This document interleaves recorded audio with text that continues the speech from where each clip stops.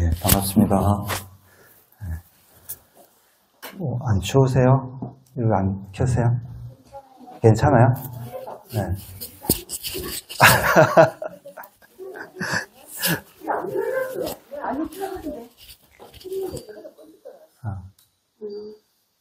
이제 수행하기 좋은 계절이 왔습니다. 우리가 이제 너무 이렇게 다 만족해가지고는 공부를 할 수가 없어요. 우리가 포난에 사업욕하고 기한에 발도심한다는 얘기가 있거든요. 우리가 등 따시고 배부르면 어때요? 잠이 와요. 음욕심이 생기고 공부가 잘 안 됩니다. 서 있으면 앉고 싶고, 앉아 있으면 눕고 싶고, 누우면 자고 싶고. 그래서 이게 조금 추울 때 우리가 이렇게 기도를 하다 보면 기한에 발도심한다고 춥고 배고플 때 좀 도심이 생긴다는 그런 얘기들도 있습니다. 오늘 또 바쁘신 와중에도 또 율곡사 초하루 기도에 동참해 주셔서 한 분 한 분께 이제 감사의 말씀을 드립니다. 그간에 또 재미있는 일 혹시 부처님 가피를 듬뿍 받았다는 분 안 계세요? 이렇게 율곡사에 오셔가지고 이제 기도를 하다 보면 여러분들이 이제 한 번씩 이제 부처님 가피도 경험하게 되고 기도하는 와중에 이렇게 이런 일도 일어나다니 하는 것들도 아마 느끼실 수 있을 거예요. 그리고 오늘은 이민자 불자님 또 칠순 생일입니다. 우리 박수 한번 치고 시작을 할까요? 네. 네, 축하드립니다. 네, 건강하게 오래오래 사세요. 그리고 지난 법회 때는 또 우리 보리스 불자님 또 생일이었었거든요. 이렇게 생일분들이 이렇게 많이 오셔서 너무나 감사드리고요. 오늘은 33페이지 할 차례입니다. 우리가 초하루 날에는 이렇게 세신도 안내 교육, 우리 포교원에서 나왔던 이제 교재로 해서 이제 수업을 이렇게 하고 있습니다. 33페이지에 보면 이제 불사라는 이런 말이 나오네요. 불보살님을 모시고 성가와 불자들이 모여서 기도하고 수행하며 부처님의 가르침을 실천하는 장소를 어디라고 한다고요? 네, 절이라고 합니다. 절. 우리가 흔히 말하는 절입니다. 절. 예, 절을 다른 말로 하면 또 가람이라고도 하고 또 사찰이라고도 하고 정사라고도 이렇게 따로 불리기도 하고 가람이라고 이렇게 불리기도 합니다. 이 절이라는 용어에 여러 가지 뜻을 이렇게 가지고 있고요. 우리 불교에서는 최초의 사찰이 어떤 사찰이냐면 뭐든지 시초가 있잖아요. 시초가 우리가 어떤 사찰이라면 중림정사라는 사찰이 있어요. 한번 적어볼까요? 네. 33페이지. 33페이지입니다. 중림정사.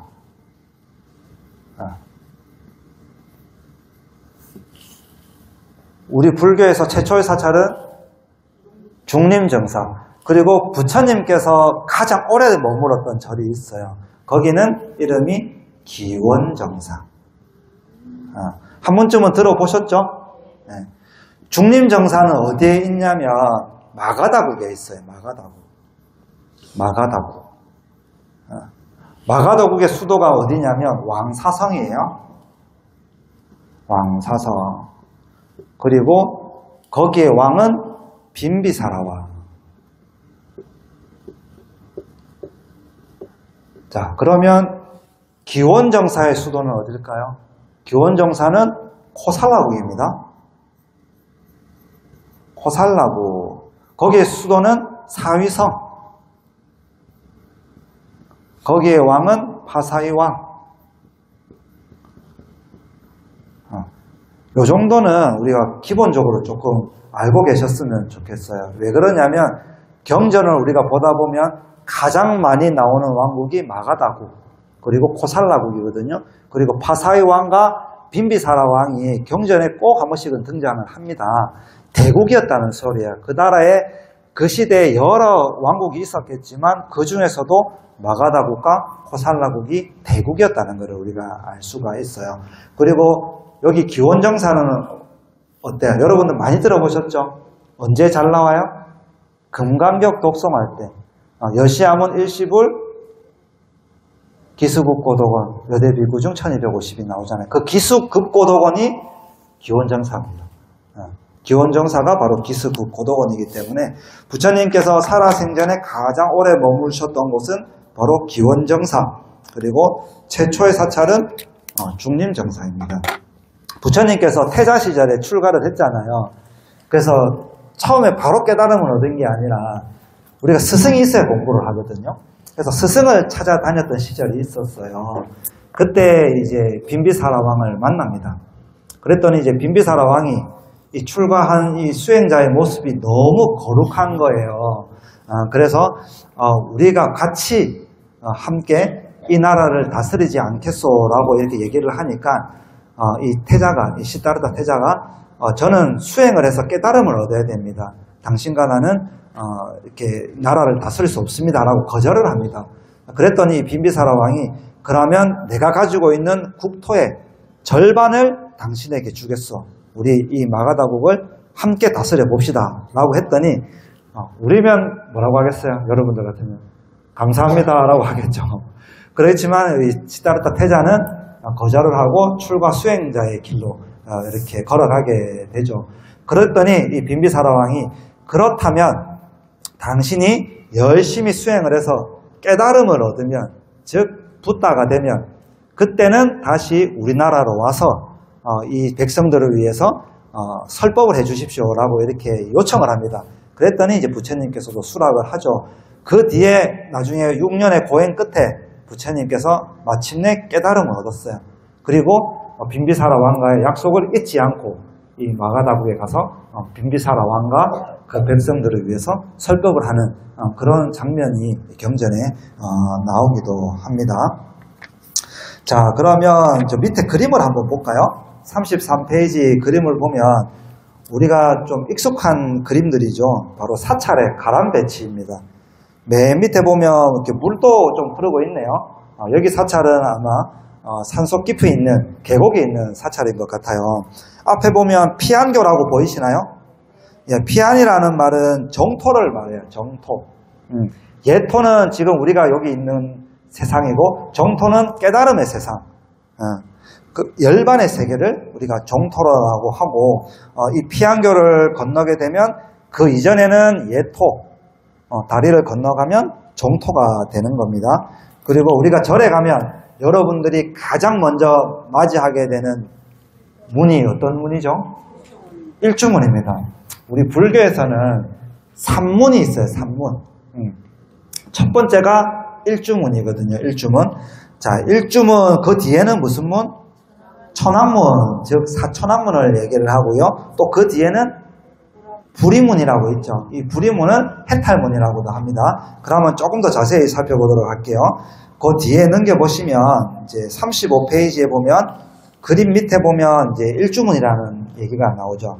일주문은 일주, 기둥이 한 개라는 뜻이 아니고 기둥이 일렬로 있다는 뜻이에요. 자, 여기 한번 볼까요? 자, 일주문 기둥은 어떻게 되어 있냐? 우리가 사찰에 보면 일주문은 보통 이렇게 기둥이 있고 위에 이렇게 있죠. 기둥이 몇 개예요? 기둥이 2개죠. 기둥이 들어오면 출입하는 문은 몇 개? 한 개. 기둥이 이렇게 세워져 있으니까 입구가 하나입니다. 그렇죠? 기둥이 한 개라는 뜻이 아니에요. 자, 그런데 기둥이 3개 있는 일주문도 있어요. 자, 그러면 들어오는 입구가 몇 개? 2개가 됩니다. 근데 기둥이 또 4개가 있는 사찰도 있어요. 보모사 같은 곳에 가보면. 그러면 입구가 3개가 됩니다. 근데 이 기둥이 어떻게 되어 있느냐? 일렬로 되어 있어요. 가지런하게. 그래서 일주문이라고 이렇게 부릅니다. 그리고 이 일주문의 뜻은 또 일심. 우리가 합장도 마찬가지죠. 일심, 흐트러진 우리들의 마음을 하나로 모은다는 그런 뜻도 가지고 있는 게 바로 일주문이 의미가 되겠죠. 자, 그 다음에 우리가 이렇게 만나게 되는 문은 이렇게 사천안문이라는 게 있어요. 일주문에 지나다 보면 35페이지 한번 보면 이렇게 사천왕문 안에는 누가 모셔져 있냐면 사천왕이 이렇게 모셔져 있죠. 근데 이제 사격에 따라 가지고 사천왕을 모시고 있는 분은 사천왕문이라고 부르고, 또 격에 따라 가지고는 사천왕을 다 모실 수 없어 가지고 두 분의 역사를 모신 문이 있어요. 거기는 이제 금강문이라고 합니다. 금강문은 금강 역사를 모신 분이 금강문이거든요. 금강이라는 게 우리 석굴암 가보면 금강 역사가 딱 있어요. 한 분은 밀접 금강이고 한 분은 나라연 금강이거든요. 이 밀접 금강은 어떤 모습을 취하고 있냐면 방어적인 모습을 좀 취하고 있어요. 그리고 입을 좀 꾹 다물고 있고, 이 밀적이라는 뜻이 부처님의 비밀한 사적을 내가 들을 것을 소원을 세웠다고 해서 밀적 금강이라고 하거든요. 좀 방어적인 자세를 취하고 있고 입을 꾹 다물고 있다고 해서 훈금강이라고 해요. 훈금강. 그에 반해서 나라연 금강은 공격적인 자세를 좀 취하고 있어요. 그리고 입을 벌리고 있거든요. 그래서 금강이라고 이렇게 부릅니다. 그리고 힘이 너무나 세요. 이 밀적 금강은 천상계의 신이다 보니까 우리가 동물 중에 가장 힘센 동물은 어떤 동물일까요? 코끼리. 덩치 크잖아요. 사자, 호랑이, 아무리 이 맹수들도 호랑이 코 한 방이면 어때요? 굴러 떨어지게 되어 있잖아요. 이 코끼리 힘의 100만 배가 되는 힘을 가지고 있는 분이 바로 나라연 금강입니다. 이 밀적 금강과 나라연 금강을 모시고 있는 분은 이제 금강문이고, 우리는 이제 사천왕문을 살펴볼 텐데, 이 사천왕도 처음에는 이렇게 부처님 제자는 아니었죠. 하지만 이제 부처님 가르침을 듣고 부처님께 귀의를 해서 불교의 호법 신장님이 이제 되셨잖아요. 그래서 각각 동서남북을 지켜주시는 분이 사천왕님이시잖아요. 자, 동쪽에는 누가 있을까요? 자, 한번 적어볼까요? 동쪽, 서, 남, 부 이렇게 있어요. 자, 동서남북이 있어요. 동쪽에는 누구? 지국천왕. 자, 지국천왕. 서쪽에는 강목천왕. 남쪽에는 정장천왕. 자, 북쪽에는 다문천왕. 근데 우리가 도대체 정장천왕이 어떻게 생겼는지, 지국천왕이 어떻게 생겼는지, 광목천왕이 어떻게 생겼는지는 뭘 보면 알 수 있을까요? 우리 부처님도 그렇잖아요. 부처님이 석가모니 부처님인지, 약사열의 부처님인지, 아미타 부처님인지 알 수 있는 방법이 있어야 될 거잖아요. 우리 사천왕님이 어떤 분인지 알 수 있는 방법은 손에 들고 있는 지물을 통해서 우리가 알 수가 있거든요. 자, 첫 번째 여기 지국천왕 보이시죠? 지국천왕은 뭘 들고 있죠? 비파를 들고 있어요. 악기. 우리 치면 기타 같은 거, 악기를 들고 있습니다. 비파. 자, 그 다음에는 강목천왕은 뭘 들고 있을까요? 한 손에는 여의주를 들고 있고 한 손에는 용을 이렇게 쥐고 있습니다. 용을 꽉 쥐고 있는 게 용입니다. 용. 그리고 남쪽에 정장천왕은 칼을 들고 있죠. 긴 칼을 이렇게 들고 있고요. 다문천왕은 한 손에는 탑을 들고 있죠. 한 손에는 탑을 들고 있고 한 손에는 당을 들고 있어요. 창 같은 거. 이걸 기땅이라고 해서 당이라고 이렇게 하거든요. 이렇게 들고 있는 지물들을 통해서 알 수가 있고, 여기 동쪽을 지키는 이 지국천왕은 국토를 지키고 수호하는 원력을 세우신 분. 그리고 광목이라는 게 이 광자가 넓을 광자거든요. 그러니까 눈이 크고 넓어서 중생들을 이제 두루 살핀다는 뜻이고 가지고 있고, 이 정장천왕은 중생들이 우리 정장시킨다는 말 아시죠? 중생들의 이익을 정장시켜 주시는 분이 바로 이 정장천왕이고, 다문천왕은 부처님의 설법을 내가 빠지지 않고 듣겠다고 원력을 세우신 분이 다문천왕이에요. 우리가 부처님의 제자 중에도 10가지 아주 뛰어난 제자들이 계시거든요. 그분을 이제 10대 제자라고 불러요.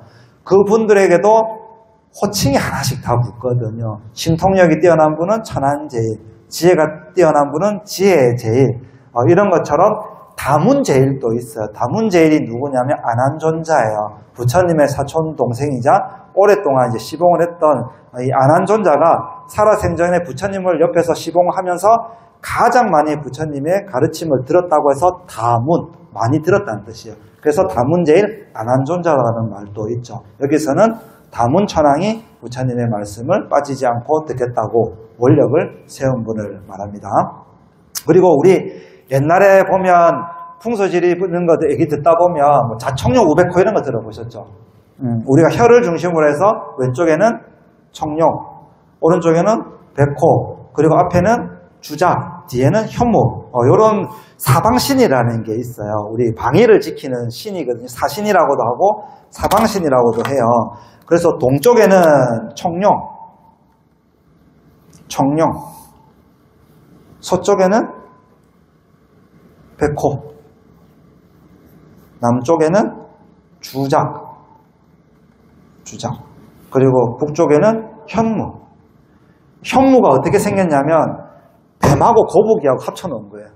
뱀하고 거북이가 합쳐져 있는 모습을 가지고 있는 게 바로 현무입니다. 현무. 자, 그리고 자 여기 보시면 동서남북에 여기 보면 이제 계절로도 우리가 볼 수가 있거든요. 동쪽에는 봄을 상징해요. 봄. 그리고 이쪽 남쪽에는 여름을 상징을 하고 서쪽에는 가을, 그리고 북쪽에는 겨울을 이렇게 상징을 하기도 합니다. 그러니까 동쪽은 청룡, 청색이죠. 색깔로도 청색. 그리고 서쪽에는 흰색, 그리고 남쪽에는 붉은색, 그리고 북쪽에는 검은색. 그래서 사천왕을 표현을 할 때도 얼굴 색을 보면 좀 다르다는 걸 알 수가 있어요. 똑같은 색깔 아니거든요. 그래서 이 색깔을 잘 표현을 한 분이 그림을 잘 그리신 분이에요. 그래서 그걸 알고 그려야 되는 거거든요. 그리고 우리 오행이라는 거 들어보셨죠? 오행. 그래서 오행이 뭐예요? 목화토금수잖아요. 그것도 여기서 다 들어가는 거야. 그리고 동쪽에는 이제 목이죠. 남쪽에는 화고, 중앙이 토예요. 중앙이. 그리고 서쪽이 금이고 북쪽이 수예요. 여기 이제 오행에 대비해서도 동서남북 중앙을 이렇게 얘기를 할 수 있고, 색깔로 치면 중앙에 있는 게 황색이에요. 황색. 그리고 우리가 목이라는 게 나무잖아요. 지탱해 주는 거잖아요. 그래서 항상 단단하고 조금 결단력 있는 그런 것을 또 상징을 하고, 이렇게 또 화라는 건 또 불이잖아요. 열정이 있는 분이, 화가 있는 사람들은 열정이 있고, 이렇게 또 대신에 이런 것들이 좀 과하면 이제 고집이 좀 있어요. 이 사람들 성격이 좀 들어가기도 하고. 그리고 이쪽에 이제 서쪽에 있는 분들은 금이잖아요. 이게 단단하잖아요. 성격도 좀 올곧은 사람들. 이런 분들이 이제 금이 많은 사람들이고, 수는 어때요? 물이잖아요. 물은 어때요? 유연하잖아요. 그래서 좀 지혜가 있어요. 부딪히지 않고, 물이라는 게 어디 부딪혀서 싸우는 게 아니잖아요. 돌아서 가게 성격이잖아요. 그러니까 물이 있는 사람들은 이렇게 좀 유연하고 좀 지혜가 있는 이제 그런 것들이 특징으로 갖고 있는 거예요. 이런 우리가 동서남북 방위들에도 불교적인 사상도 들어가고, 우리가 음양오행이라고 해서 오행에 또 대비해서 이렇게 설명을 하기도 합니다. 자, 그 다음에 보면 앞에 이제 한 34페이지로 다시 한번 돌아가 볼까요? 34페이지 보면 둘째 줄에 유네스코 세계문화유산에 등재된 사찰은 총 7곳입니다. 양산 통도사, 용주 부석사, 안동 봉정사, 보은 법주사, 공주 마곡사, 순천 서남사, 해남 대흥사가 얼마 전에 유네스코 세계문화유산으로 산지가락으로 이렇게 등록이 된 사찰이고요. 스님, 왜 해인사는 없어요? 이렇게 이제 물어보시는 분들도 계신데, 해인사에는 유명한 게 뭐가 있죠? 팔만대장경이 있잖아요. 그 팔만대장경이 이제 기록유산, 세계 기록유산으로 등재가 되어 있고, 그 이전에 팔만대장경을 모시고 있는 판전이 있어요. 장경 판전. 그 판전이 먼저 세계문화유산으로 등재가 되어 있는 사찰입니다. 그리고 이 사찰은 부처님을 모시고 있는 이제 정각도 있고, 그리고 스님들이 거주하는 곳을 뭐라고 하냐면 요사체라고 불러요. 요사체. 그리고 우리가 경전을 공부하는 곳. 우리가 스님들이 출가를 하면 그냥 스님이 되는 게 아니거든요. 4년 동안 기본 교육을 받아야 돼요. 그냥은 안 시켜줘요. 이게 그냥 시켜주면 좋을 것 같지만 스님들이 맨 먼저 출가를 하면 6개월 동안은 무슨 생활을 해야 되냐면 행자 생활을 해야 돼요. 행자 생활. 행자 생활 하다가 집에 많이 가요. 엄마 생각도 좀 나고 좀 힘들기도 하고 스님들이 다 여법할 줄 알았는데 스님들이 너무 거치고 왜냐하면 교육을 시키다 보니까 내하고 생각들도 다르고 이런 생각들이 다르다고 느끼는 게 뭐냐면 상인 거예요. 상인. 자기 생각. 그래서 출가를 하면 이제 수행자가 되려면 자기 생각을 내려놓는 게 수행이에요. 내게 맞다고 고집 부리는 게 수행이 아니고 남의 얘기를 들어주고 배려해주고 내 생각을 잠시 내려놓는 게 수행인데 그게 안 되면 출가를 할 수가 없어요. 대부분 다 집에 가게 되어 있어요. 그리고 또 행자 생활이 지나면 기본 교육을 4년 받아야 돼요. 우리 신부님들 같은 경우도 신학대 가잖아요. 그 4년 교육을 받아야지 신부님이 되는 것처럼 스님들도 행자 생활이 끝나고 그냥 스님이 되는 게 아니라 4년 동안 이제 승가대학에서 기본 교육을 받아야지. 그리고 시험도 칩니다. 시험도 치고 그 강원 안에서 이제 승가대학 안에서도 A, B, C, D 이렇게 매겨요. 시험을 쳐가지고. 그래 한 번은 어떤 일이 있었냐면 저희가 이제 승가대 다닐 때 이거를 이제 A, B, C, D 매기면 몇 학점 나오잖아요. 근데 이거를 은사스님 제신철에 발송을 하는 거예요. 그래서 제 도반 스님이 월정사 스님이 월정이 말하면 안 되는데 잠깐만 월정 스님인데 모 사찰의 스님인데 방학이 됐어요. 방학이 돼가지고 은사 스님 뵈러 인사드리려고 이제 가죠. 이제 갔는데 사찰에 큰 사찰은 종무소가 있잖아요. 그 직원들이 많이 있잖아요. 그래서 이제 직원이 주지 스님 앞으로 오니까 보통 우편물 확인을 하거든요. 이제 뜯어봤는데 딱 성적표인 거예요. DDDDD가 되어 있었는 거예요. 그 스님이 이제 방학을 하고 은사 스님께 인사드리러 종무소로 갔는데 직원들이 나를 보는 눈빛이 이상하더라는 거예요. 그래 뭔가 싶었더니 나중에는 이 스님은 D 스님이 되어 있는 거예요. 이런 적이 있었어요. 그래서 저는 저희 은사 스님 절이 해인사 바로 위에 암자가 있거든요. 이제 문수암이라고. 은사 스님이 서울에서 이렇게 계세요. 서울의 총문에 계셔가지고 항상 제가 먼저 도착을 해요. 그래서 저는 가면 성적표가 말씀을 찢어버리고 말씀을 찢어버리고 의사선생님이 한 번도 본 적이 없어요. 그래가 나중에는 그거를 확인증을 받아오라는 거예요. 그래가 그때 이제 스님 제가 출가를 해가지고 이 성적을 매긴다는 게 너무 좀 이해가 안 가가지고 스님께 안 보여드리고 제가 찢어서 버렸습니다 하고 얘기를 하고 도장을 이렇게 받아갔던 이제 그런 적도 있었어요. 근데 그 이후에는 이런 건의를 해서 이제 성적표를 좀 발송은 하지 말자고 시험은 치되 발송은 하지 마는 걸로 이렇게 협의를 받던 이제 그런 적도 있었어요.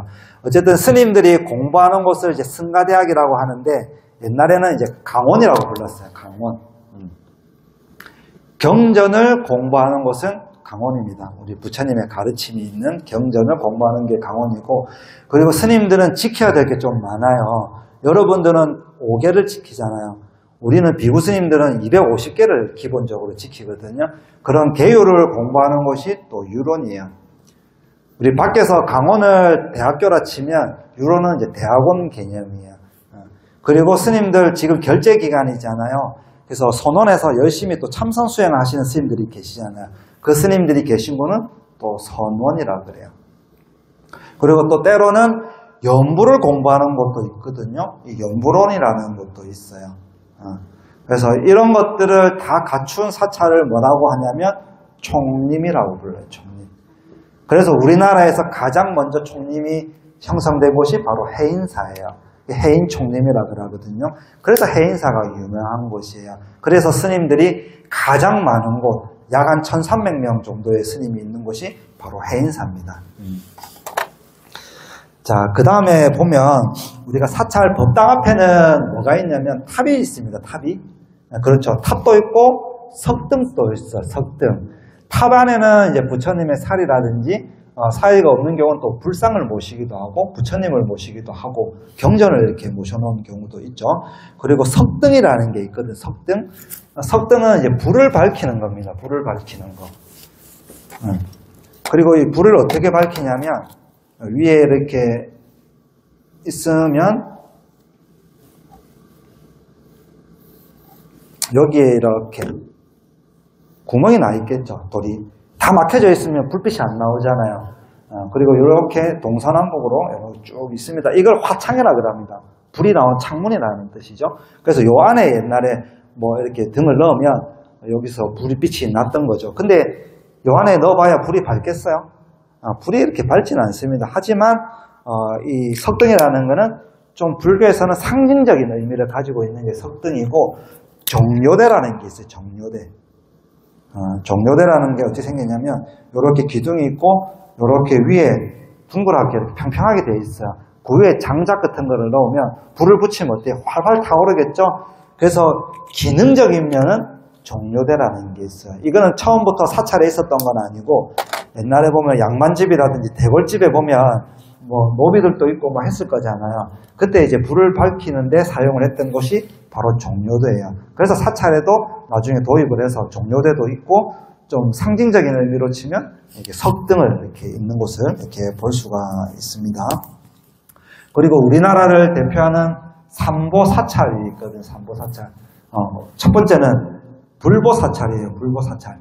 양산 통도사에는 부처님의 사리를 모시고 있고, 그래서 부처님 모시고 있는 법당에 안에 불상이 없어요. 그 불상 너머로 뒤에 부처님을 모시고 있는 사리탑이 있고, 그 금강계단에 이렇게 모시고 있고요.